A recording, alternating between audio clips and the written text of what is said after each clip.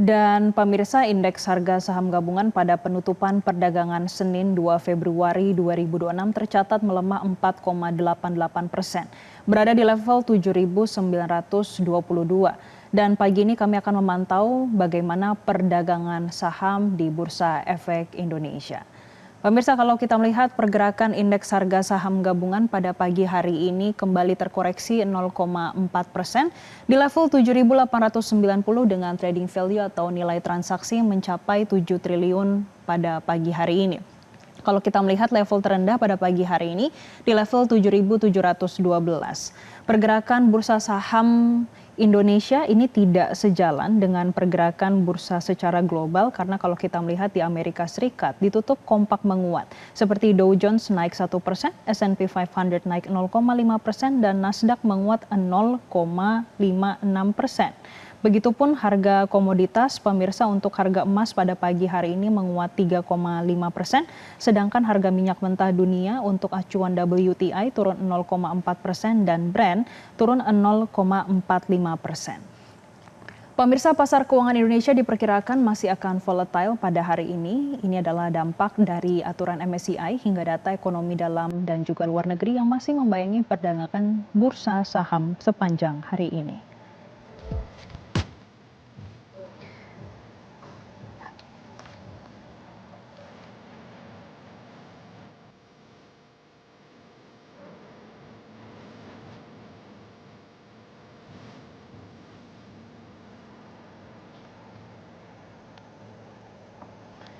Kami mencoba juga pemirsa untuk mengecek bagaimana LQ45 yang ternyata pada pagi hari ini mampu menguat 0,25%.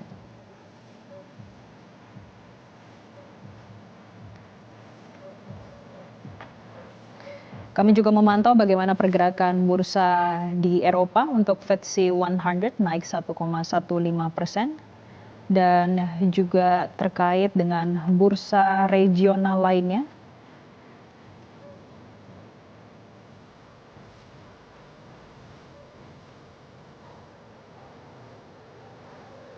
Untuk bursa Nikkei 225 pada pagi hari ini berhasil naik 2,9%. Hang Seng tercatat menguat 0,27%. Dan juga di Korea Selatan mampu naik 4,69%.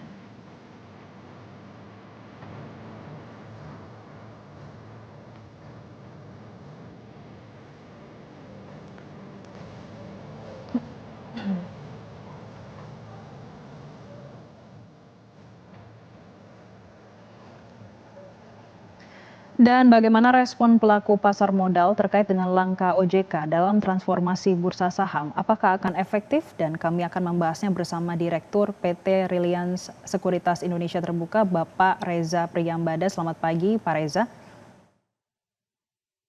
Ya, halo, selamat pagi Metro TV.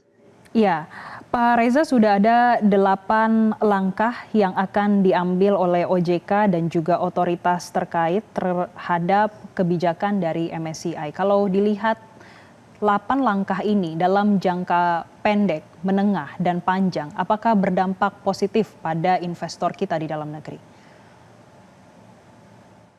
Iya, baik, terima kasih Mbak. Ya, kalau kita lihat memang 8 rencana aksi tersebut memang secara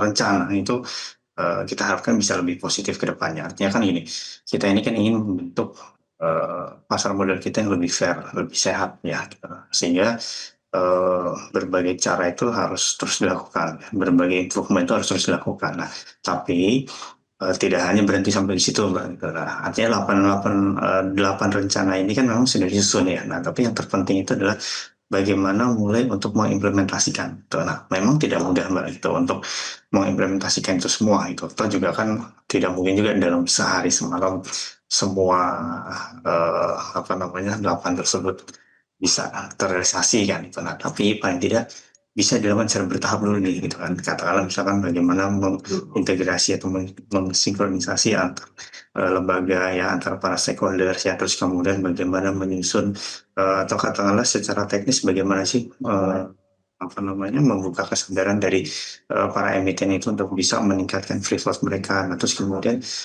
bagaimana langkah teknisnya, bagaimana nanti penyerapannya, itu yang kurang lebih seperti itu, Mbak. Itu yang kita harapkan bisa dilihat oleh pelaku pasar gitu. Sehingga nantinya ke depan itu eh, dari yang tadinya 8 rencana aksi ini menjadi 8 implementasi yang sudah dilakukan seperti itu, Mbak.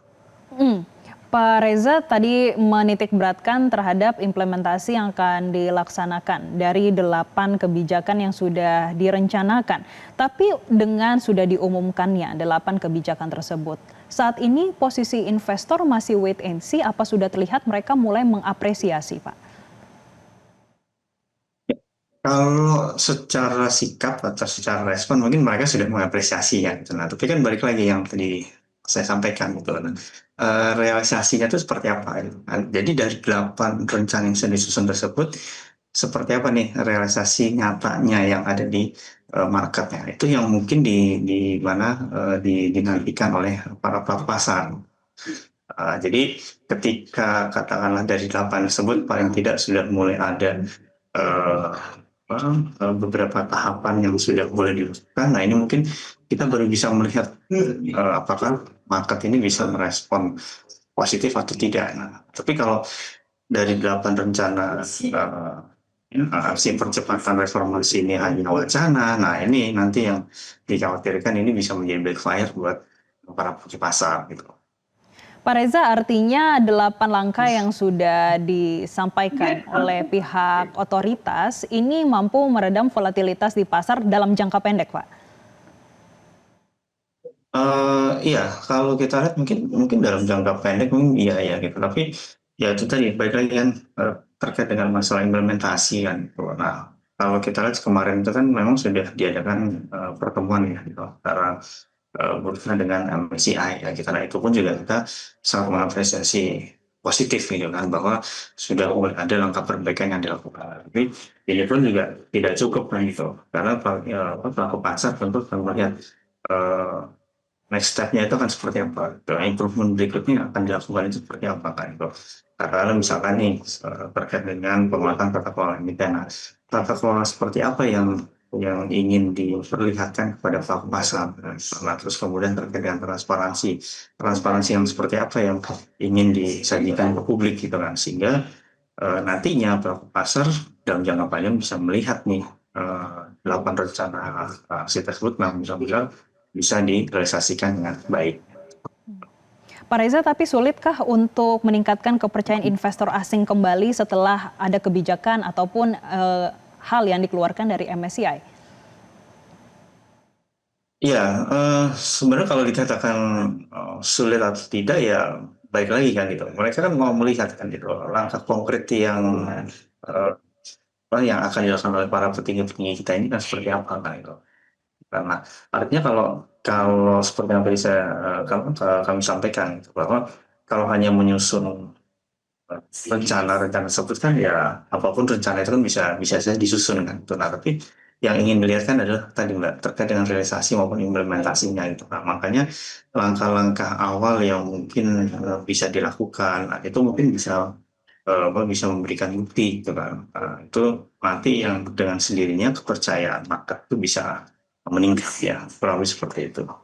Pak, tapi ada resiko transisi nggak? Misalnya aja ya Pak, ini tekanan di saham-saham dengan free float yang rendah. Ya, justru ini juga harus menjadi perhatian juga kan itu karena ini yang namanya free float itu kan adalah saham beredar di publik gitu kan. Nah, untuk meningkatkan saham yang beredar di publik tentu yang harus kita lihat itu adalah dari sisi supply ya, dari sisi emitennya maupun dari sisi demand-nya. Nah, ketika misalnya nih ada suatu saham X gitu kan, dia mau menambah kepemilikannya sekarang misalkan dia hanya 5%. Oke, kemudian saya mau menambah menjadi 70% atau bahkan menjadi 50%. Kemudian saya akan keluarkan saham baru. Nah, pada saat dia berencana untuk mengeluarkan saham baru, siapa yang akan menyerap seperti itu? Ya kan? Nah, Hmm. kemarin ada salah satu statement ya mungkin ini masih wacana juga di mana para lembaga-lembaga pengelola dana ya misalkan seperti dana pensiun, insurance, ya, terus kemudian seperti Taspen, BPJS itu bisa meningkatkan porsi sahamnya. Tapi apakah dengan meningkatkan porsi saham tersebut itu masuk ke dalam investment universe-nya mereka, ya kan? Nah, anggaplah misalkan investment universe mereka hanya pada Samsung RQ45, atau kalau misalkan kita perbesar, mereka hanya berinvestasi di Samsung Kompas 100 misalkan. Nah, artinya kan yang hanya terserap ya hanya 100 saham itu kan gitu. Nah, kalau misalkan ada saham di luar Kompas 100 misalkan yang ingin melakukan apa namanya peningkatan free float. Nah, ini siapa yang mau menyerap nih gitu. Nah, ini yang harus menjadi perhatian juga kan seperti itu. Jadi memang ya tadi Mbak, memang tidak mudah Mbak itu untuk bisa merealisasikan tadi peningkatan free float dari 7 saham menjadi 15%. Tentu yang harus diperhatikan adalah ketika Samsung di luar investment universe yang mereka ingin melakukan peningkatan free float, maka siapa yang akan menyerap? Apakah kekuatan investor kita itu cukup kuat, gitu kan? Atau mungkin ada apa namanya hal-hal teknis lain yang mungkin sedang dipersiapkan oleh para petinggi kita, itu yang menjadi perhatian seperti itu. Pak Reza, artinya dari 8 kebijakan yang sudah disampaikan oleh pihak otoritas, apakah ini sudah cukup kuat untuk kembali memperbaiki fundamental dan juga pasar modal kita ke depannya? Atau masih ada peraturan-peraturan yang lebih rinci lagi untuk diatur sehingga kembali memberi keyakinan bagi investor kita baik domestik ataupun luar negeri? Ya, tentu yang namanya perbaikan kan harus bertahap ya Mbak, gitu kan. Mungkin di tahap awal ini adalah terkait dengan implementasi dan realisasi dari 8 aksi percepatan tersebut ya. Nanti setelah katakanlah 8 runtutan aksi tersebut sudah mulai bisa terrealisasi, nah mungkin nanti kita akan lihat lagi nih, kira-kira perbaikan apa lagi yang mungkin bisa dilakukan kan gitu. Apakah misalkan terkait dengan peraturan IPO gitu kan, seperti apa sih emiten-emiten yang seperti apa sih yang katakanlah layak untuk masuk ke dalam bursa gitu kan, atau misalkan kalau misalkan ada emiten yang layak untuk masuk bursa tapi katakanlah kinerjanya masih kurang baik, apakah perlu dilakukan inkubator dan sebagainya. Nah, itu kan harus bisa dilakukan secara bertahap nih gitu. Nah, tapi yang saat ini katakanlah yang saat ini disajikan ke masyarakat ke publik itu kan ada 8 rencana dan aksi percepatan tersebut. Nah, itu aja gitu. Kita di awal ini mungkin bisa fokus dulu untuk merealisasikan 8 aksi tersebut. Pak Reza, kalau kita lihat bersama saat ini pergerakan indeks harga saham gabungan ini berhasil naik 0,6% dan saat ini posisinya di level 7.900-an. Pak, apakah sentimen tadi terkait 8 langkah itu saat ini mendominasi pergerakan pasar atau masih ada sentimen hal dari luar negeri ataupun geopolitik yang masih mendominasi pergerakan indeks harga saham gabungan pada hari ini? Ya, memang apa namanya kondisi kenaikan mulai menguatnya ISG ini memang berbarengan dengan penguatan global juga ya kan. Kalau kita lihat pergerakan dari bursa saham Eropa dan Amerika semalam itu kan bergerak cukup positif ya, gitu. Sehingga pelaku pasar pun juga mungkin memanfaatkan sentimen tersebut untuk kembali masuk secara bertahap ya. Tapi di sisi lain juga pelaku pasar juga menantikan tadi balik lagi ke masalah implementasi dan juga realisasi dari 8 rencana tersebut. Artinya 8 rencana ini kan sudah mulai sudah mulai direspon baik nih oleh pelaku pasar ya. Pelaku pasar sudah mulai bisa menerima. Nah, tapi ini juga harus diikuti dengan tadi realisasinya. Ketika ini sudah terjadi, maka ya tentu kita harapkan ke depan pergerakan dari market kita bisa jauh lebih baik ya.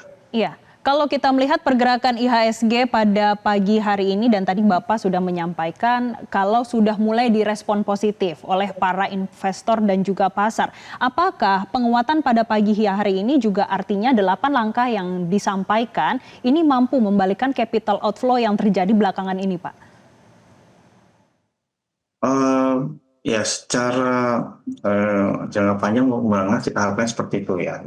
Jadi sebenarnya kuncinya balik lagi sih Mbak, terkait dengan masalah tadi ya, implementasi dan realisasi ya gitu. Artinya rencana ini kan memang sudah bagus disusun ya gitu. Nah, sekarang tinggal realisasinya kan gitu. Nah, di awal ini pelaku pasar sudah merespon dengan baik ya, tinggal kita lihat seperti apa realisasinya, seberapa cepat para petinggi-petinggi kita ini bisa segera merealisasikan, sehingga ya tadi tentu market kan juga akan merespon positif kan gitu. Jadi momentum ini boleh dibilang ya momentum momentum berbenah diri lah gitu. Sehingga ke depan pasar modal kita ini bisa lebih sehat, bisa lebih fair, dan bisa lebih baik lagi. Baik, terima kasih Pak Reza Priyambada selaku Direktur PT Reliance Sekuritas Indonesia Terbuka sudah memberikan insight-nya bagi kami pemirsa Zona Bisnis Metro TV. Jelajahi cara baru mendapatkan informasi. Download Metro TV Extend sekarang.